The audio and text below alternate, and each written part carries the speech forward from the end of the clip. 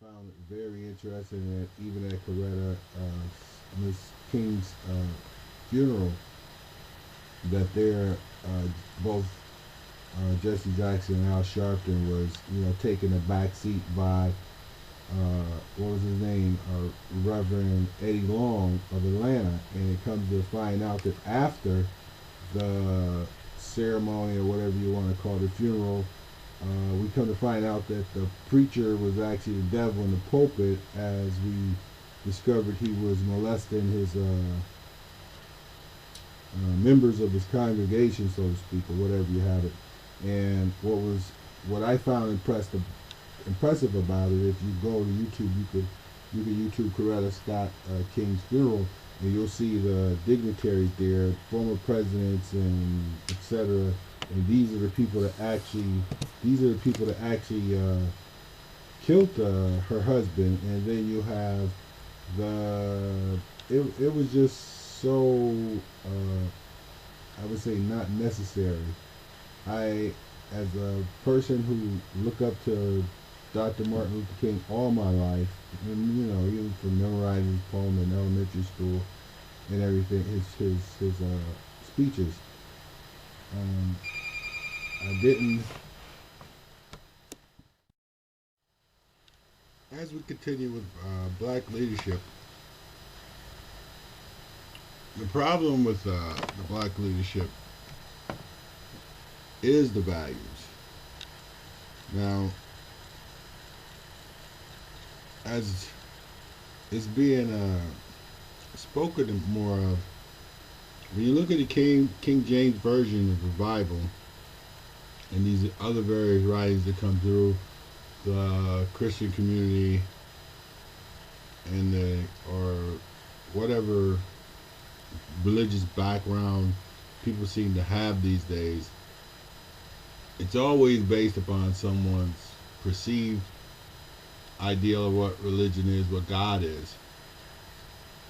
I stated, I think it was in my first recording, that God, or the perception of God as viewed by the atheists, seem to be most appropriate and most correct. Now, a lot of people would think that by saying that, I don't believe that there's God or creation. I'm not saying that. What I'm saying is that in the second third of the equation, the establishment of God, or uh, the creation or the sovereign creator,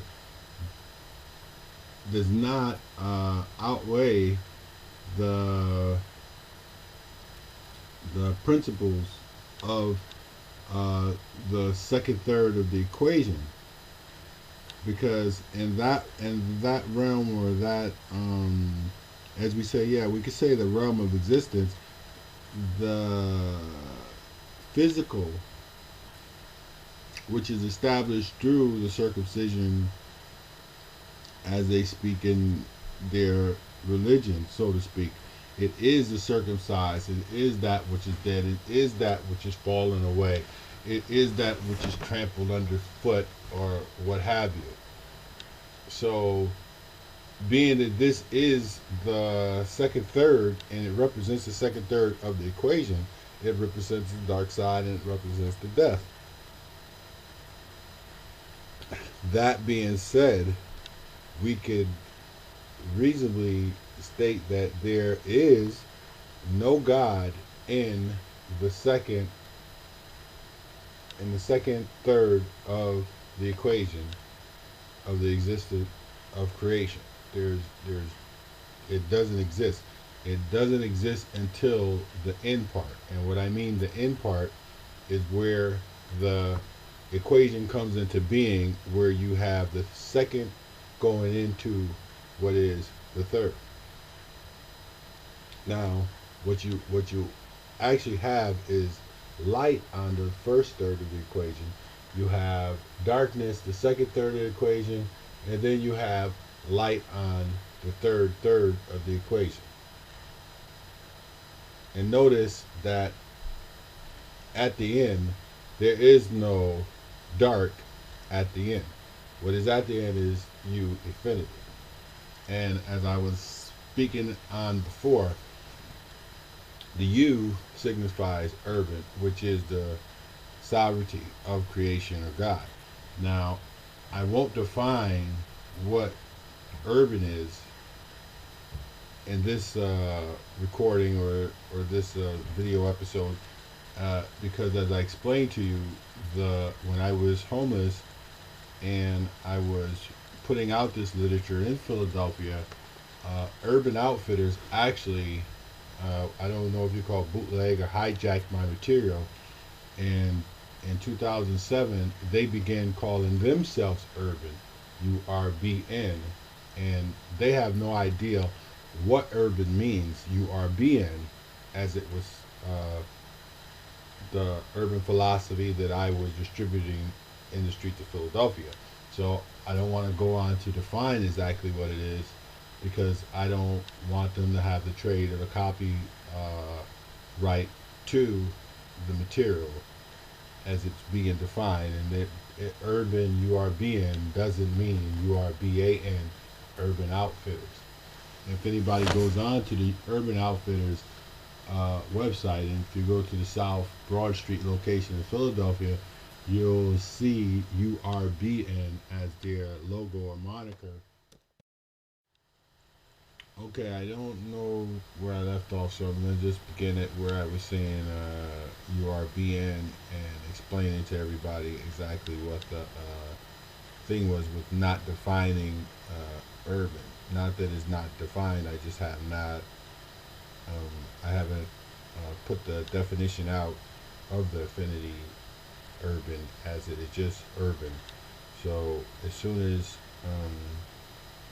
everything's taken care of as far as my end, um, and I'm satisfied, I'll put out exactly what the definition of urban is, and then you'll get a better understanding. Probably, you most definitely should get a better understanding of the equation.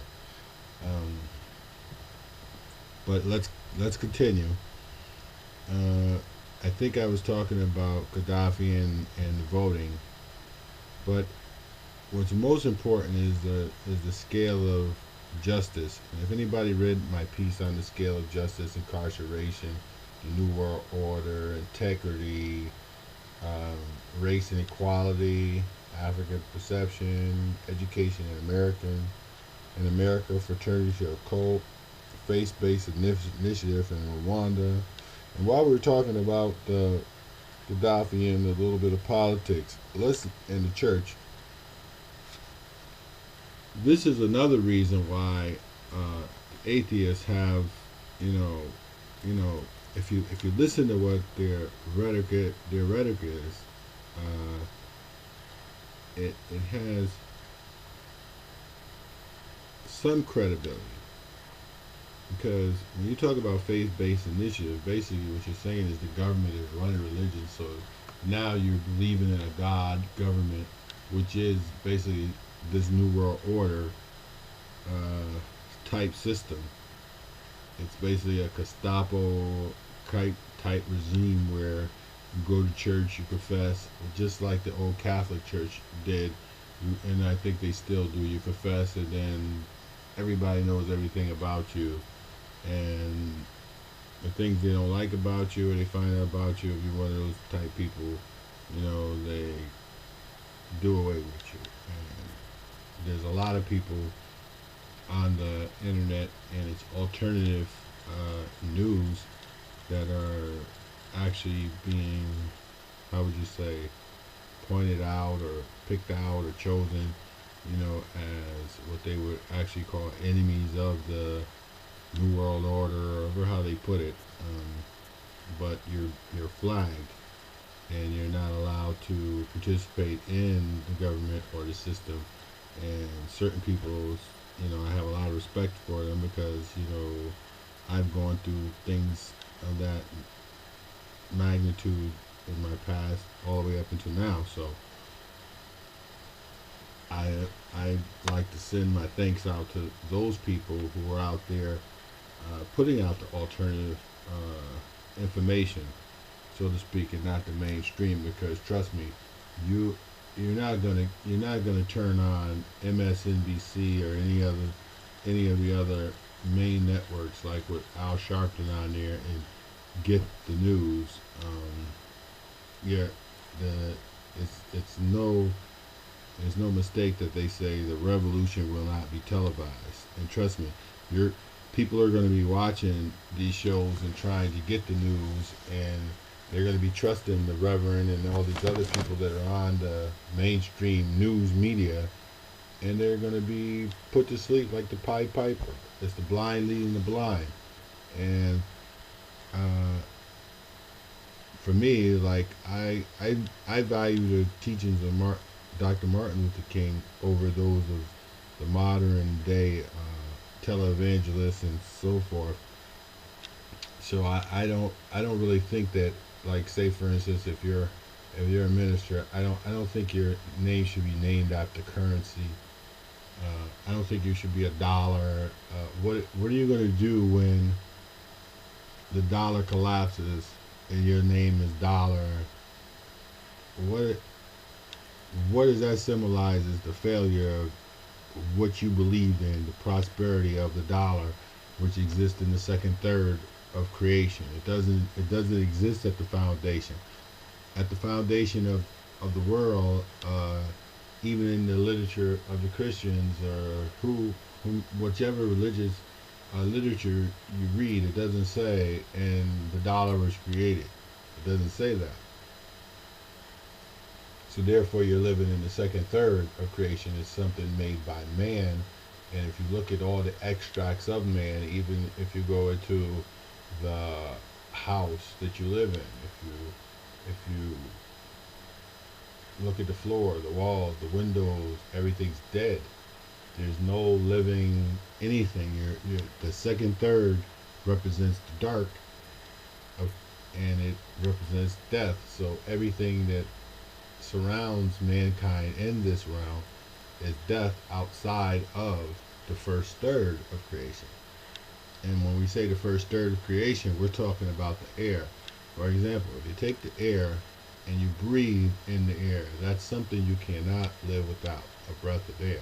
But if you go deeper and you look at the structure of air and everything that the particles in the air, you'll have different organisms, bacteria, subatomic particles that you're breathing in.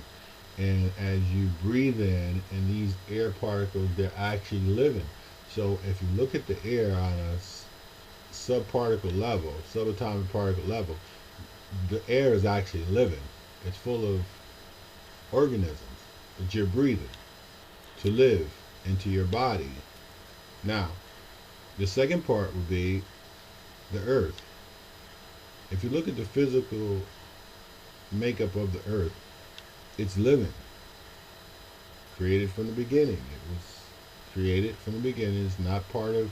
They say there's no scientist at any university or anywhere else that's churning out new earth or new organisms or new air or inventing anything that's not been here from the beginning of creation. So if you take a body, if your body dies, it decomposes. No, it just doesn't decompose. The earth eats you. And those molecules and those organisms and whatever's inside the dirt, it eats you. Then you become what? You become a part of the earth. So the earth is living. And if you go to the third element of water, if you break down water, you put a glass of water, go out to the ocean and put a glass of water, put it under a microscope, it's living. And not only is it living, the water is living, but the fish inside the water is living. So when you have the air, you have the earth, you have the water, everything is living. And these were all created at the beginning. Man has nothing to do with this. You could take it one step further to the actual